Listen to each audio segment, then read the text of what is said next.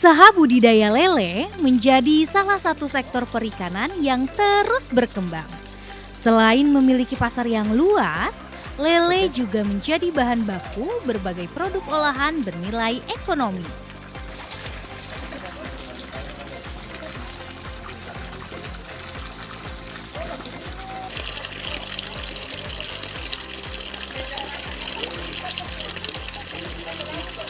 Saya budidaya lele sudah sekitar berjalan 2 tahunan.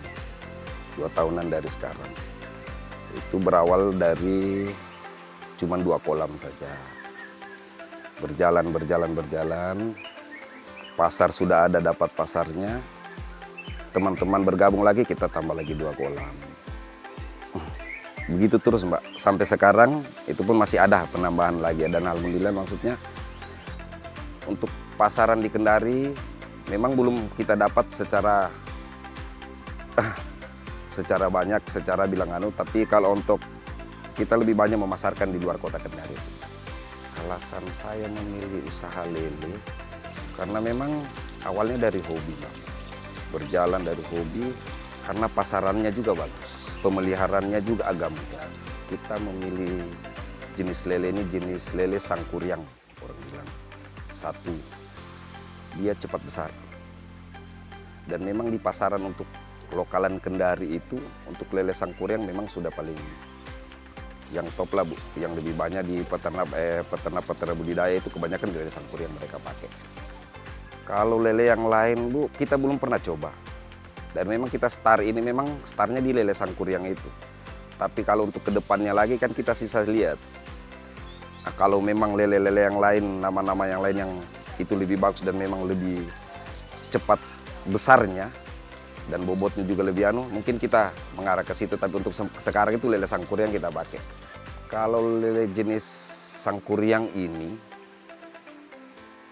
kurang lebih 4 bulan. 4 bulan dari awal tebar benih itu di umur 3 sampai 5 sentian. Itu berjalan itu kisaran 4 bulan dengan catatan itu per bulan atau per 3 minggu itu dengan harus disortir Bu. Harus disortir. Karena kan lele itu kalau udah disortir pola makannya kan beda. Ada yang cepat makan, ada yang tidak dapat makanan. Jadi tingkat kebesarannya jelas beda-beda. Kalau untuk yang pertama itu awal tebar benih lele itu ya memang perlakuannya satu di pola pakan. Di pola pakan itu kita tidak terlalu jor-joran kasih makan. Sebenarnya sih ada hitung-hitungannya itu jumlah pakan sama berat badan ikan. Tapi yang kita pakai sekarang di sini, yang saya pakai sekarang di sini bersama teman-teman di Lele Balap itu cuma berdasarkan feeling. Kita cuma berdasarkan feeling. Ketika kita tebar pakan, kita lihat lele masih bagus makannya, kita buangkan lagi pakan, berarti dia sudah melambat, berarti ikan itu sudah kenyang.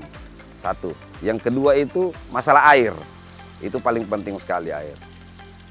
Karena air kalau sudah tercemar, ternak lele setengah mati, tidak bisa, Bu. Susah. Kita menjaga kualitas air di sini dengan cara ada vitaminnya, Bu. Ada prebiotik namanya. Itu kalau saya juga banyak belajar di teman-teman yang lain tanya apa anunya untuk menjaga kualitas air. Ternyata memang itu dibutuhkan dengan MM4 sama itu molase. Jadi itu difermentasi. Difermentasi campuran harus air bersih. Molasenya sekian, MM4 sekian itu dicampur. Itu difermentasi kurang lebih 2 sampai 3 hari. Itu dituangkan di kolam-kolam itu per 3 hari. Kalau saya pakai di sini di Lele Balap itu per 3 hari. Itu saya jaga sekali itu.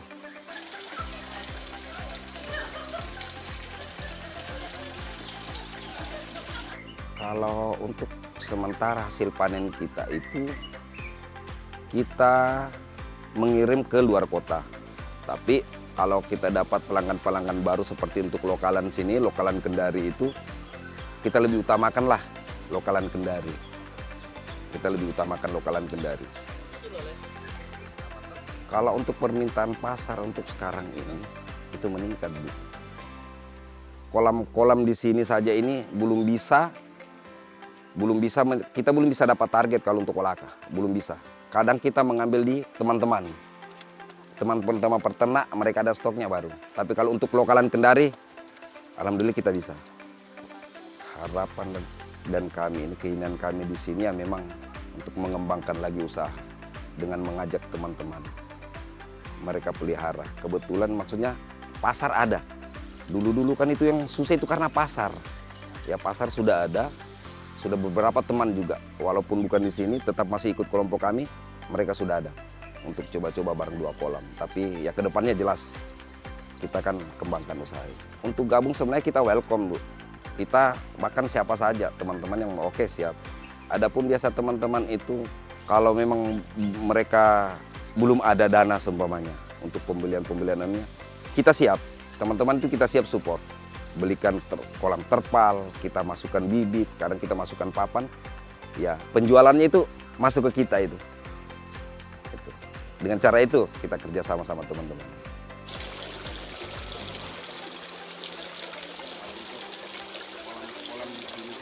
Kalau untuk saat ini, untuk pelatihan ini belum ada. Tapi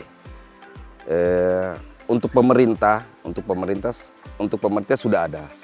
Sudah mereka datang cek, sudah mereka bantu kita untuk buat kelompok, sudah ada.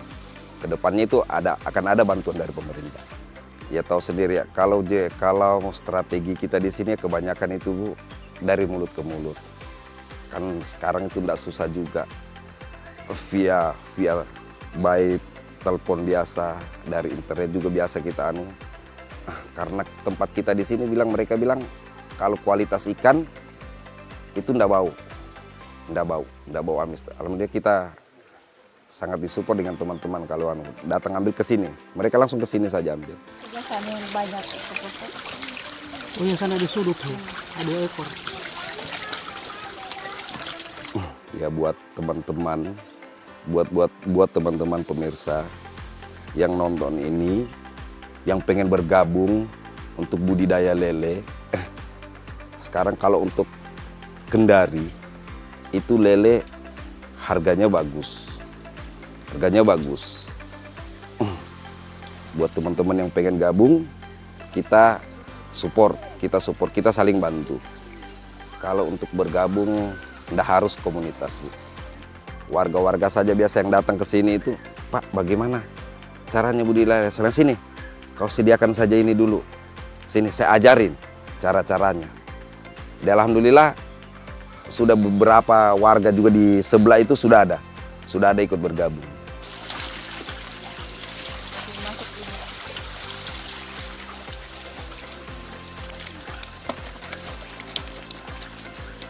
Setiap hasil panen ditimbang sebelum didistribusikan.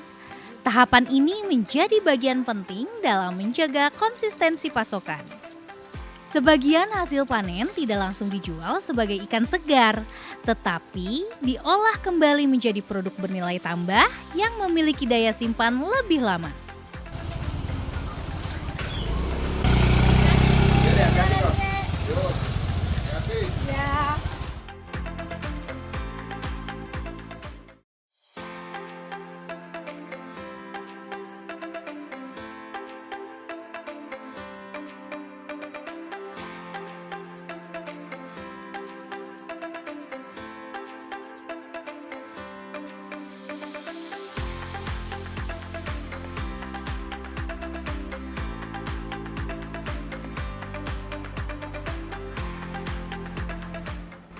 Hai Sobat Bisa, kalian penasaran nggak aku lagi ada di mana?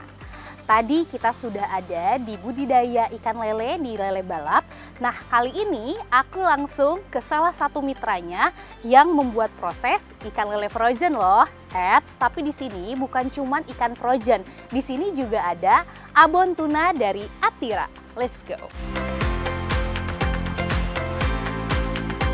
Perjalanan lele berlanjut di tempat pengolahan. Disinilah nilai tambah mulai diciptakan melalui berbagai inovasi produk. Kebersihan menjadi salah satu faktor penting dalam proses produksi makanan olahan yang aman dan berkualitas. Awalnya itu karena kami melihat pasar bahwa saat ini ibu-ibu kantoran yang sibuk bekerja, memang zamannya pasar itu membutuhkan yang simple, yang beli, kalau beli langsung olah, tanpa diolah pun konsumennya oke, walaupun dia beli dengan harga yang sedikit mahal dibanding dia beli yang belum diolah. Jadi permintaan pasar yang seperti itu, maka kami dari Atira Manajemen berpikir untuk bagaimana bisa menyediakan produk yang cepat saji untuk konsumen. Seperti itu awalnya.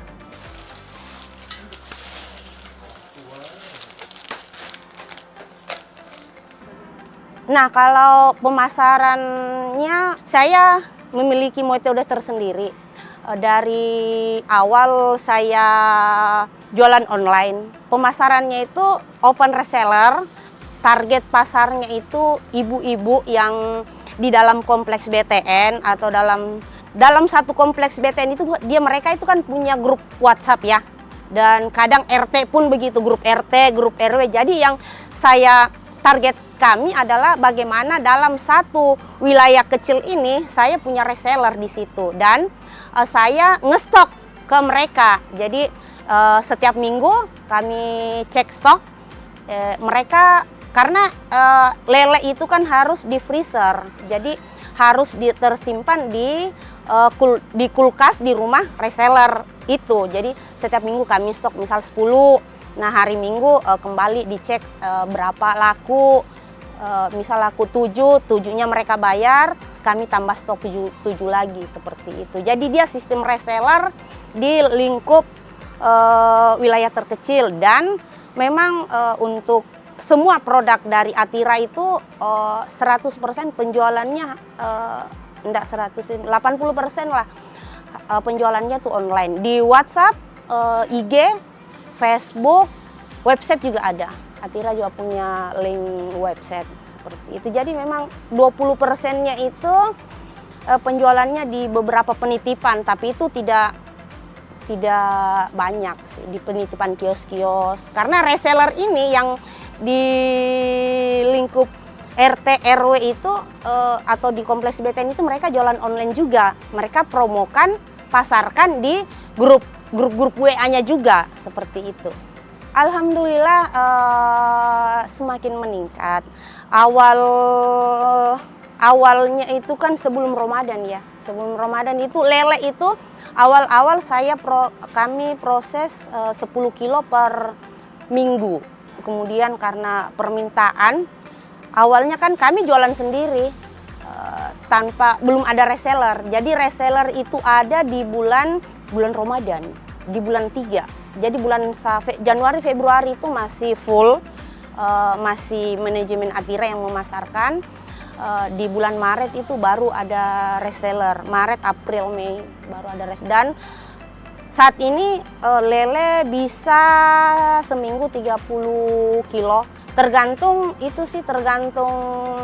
ketersediaan lelehnya dari kolam LB Farm.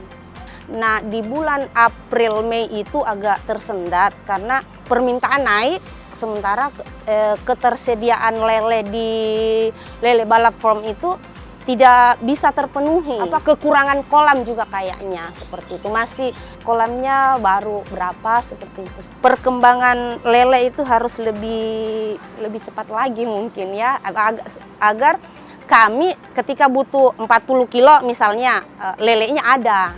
Nah, yang terjadi itu ketika saya butuh 30 kilo, harus menunggu, panennya hari ini atau panennya 5 hari lagi, seperti itu. Jadi tidak balance untuk saat ini.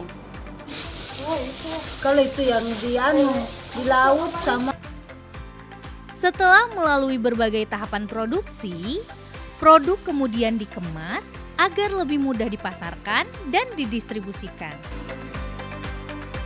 Produk frozen menjadi solusi bagi konsumen yang menginginkan makanan praktis dengan kualitas yang tetap terjaga. Melalui pengelolaan yang baik dan inovasi produk, Usaha berbasis perikanan mampu berkembang menjadi sumber ekonomi yang berikan manfaat bagi banyak pihak.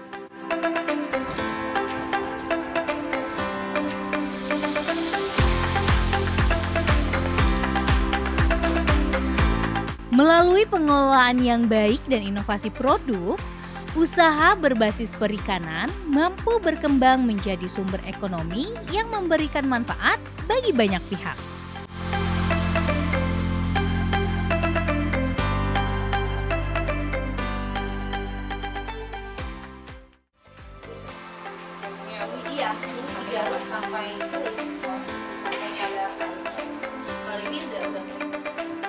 Selain frozen lele, usaha ini juga mengembangkan produk olahan lain yang memiliki pasar cukup menjanjikan, yaitu abon tuna. Kemasan yang baik membantu menjaga kualitas produk sekaligus meningkatkan daya tarik di pasar. Inovasi produk membuka peluang usaha yang lebih luas, sekaligus meningkatkan nilai ekonomi dari hasil perikanan.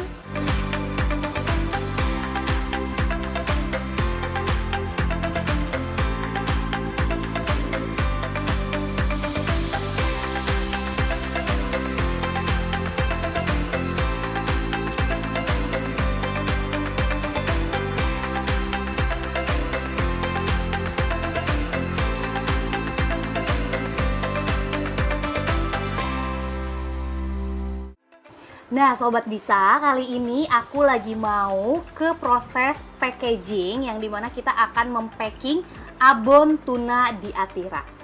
Nah ini ada berapa varian Bu? Kak, abonnya ada 2 varian. Kalau yang ini varian original, kalau yang sana tuh varian pedas. Oh berarti kita mau packing Ada yang 2. original Yang dulu. original Oh, dulu, Oke, oke. apa dulu nih Kak? Nah ini packing. Ini kita pakai plastik, ini yang Iya. berapa gram ya? Ini bisa muat sampai 250 gram. Nah kalau yang sana, yang biru itu 100 gram. Seperti itu. Oke, jadi banyak sekali ukurannya ya, Iya. varian-variannya. Kalau misalkan teman-teman mau coba dulu, Iya. boleh yang kecil-kecilnya dulu. Tapi pasti ketagihan nggak sih Bu? Insya Allah. Karena ini kita sudah teruji ya, banyak Iya. banget yang sukanya. Nah, ini juga Sobat Bisa salah satu fun fact untuk anak kosan atau Iya. anak rantauan. Ini banyak sekali yang membawa abon ini. Bahkan nih ya, kemarin aja saya udah jalan-jalan ke luar negeri, saya bawa abon loh Bu. Karena selain hemat biaya, Iya. terus tahan lama juga. Iya. Tentunya untuk rasanya enak pasti ya. Dan ini ketika proses packaging seperti ini, wanginya sangat-sangat semerbak ya Sobat Bisa. Yap. Nah, Oke. ulang lagi 250. Setelah selesai kita flip dan ditempel stikernya.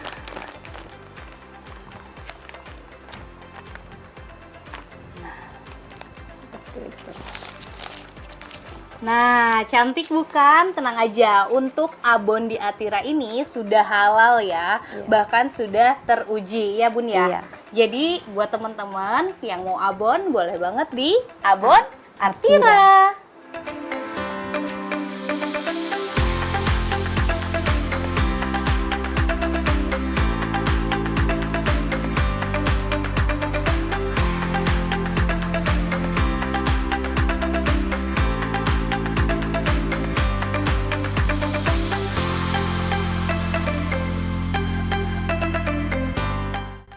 Akhirnya sudah ada di tahapan yang aku tunggu-tunggu. Kita bakalan nyobain lele frozen yang sudah dimasak dan juga abon dari Atira. Ini aku boleh nggak sih Bu dicicip dua-duanya? Boleh ya. silakan. Ini aku mau buka dulu abonnya. Oh, aku Itu udah nggak sendoknya. sabar banget. Kita ambil 1 sendoknya dulu. Yang pedis yang sana. Nah, ada yang pedesnya juga. Iya. Jadi aku mau coba dua-duanya ya, teman-teman. Ini yang original. Wah. Dan ini yang pedesnya.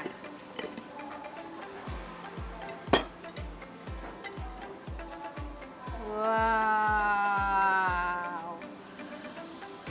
Ini bagus nasinya kalau nasi yang pulen. Ini Apalagi ini nasinya lagi anget-anget, Iya. dicampur sama abon, sama lele, sama sambal. Enak sekali. Ibu mau yang mana? saya lele. Mau lele aja. Oke. Ini aku juga mau ambil lelenya. Ini garing banget ya Bu ya. Karena saya mau menikmati makannya, nono sendok langsung pakai tangan saja. Sama sambal. Oh, sambalnya juga ini mantap banget ya. Kita tuangkan ke lelenya.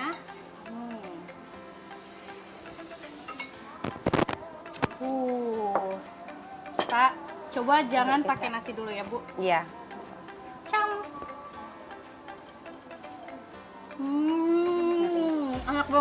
Enak banget ya. Cara makannya ini dicampur aja pakai nasi, diuwek-uwek. Buat sarapan. Buat sarapan, makan siang, makan malam. Ini sedepnya.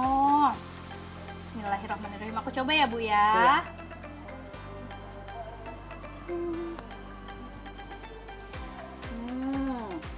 Asinnya pas atau gimana? Enak banget, rasa gurihnya pas, dicampur sama nasi anget, diuwek-uwek. Mantap, kita coba lelenya. Lihat deh, seempuk ini dicampur sama si sambalnya. Garingnya pas. Bau nggak? Nggak bau, Nggak ada bau-bau lumpur, nggak ada, bau tanah. tidak ada. Ini sudah perfecto. Kalian buat temen-temen yang males masak atau nggak bisa masak, pesan aja frozennya. Karena sudah dimarinasi, tinggal Iya, digoreng tinggal goreng. sampai garing. Bakar boleh. Enak banget tuh. Nah, ini dia lele yang tadi sudah kita lihat. Sekarang udah ada di nasi dan sudah bisa disantap oleh kita. Enak banget. Sudah terjaga, makanannya higienis, apalagi coba. Jadi kita nggak perlu takut-takut lagi nih lele makan apa ya gitu. Karena tenang aja, karena sudah terjaga dari Kebersihannya. Betul. Bersih.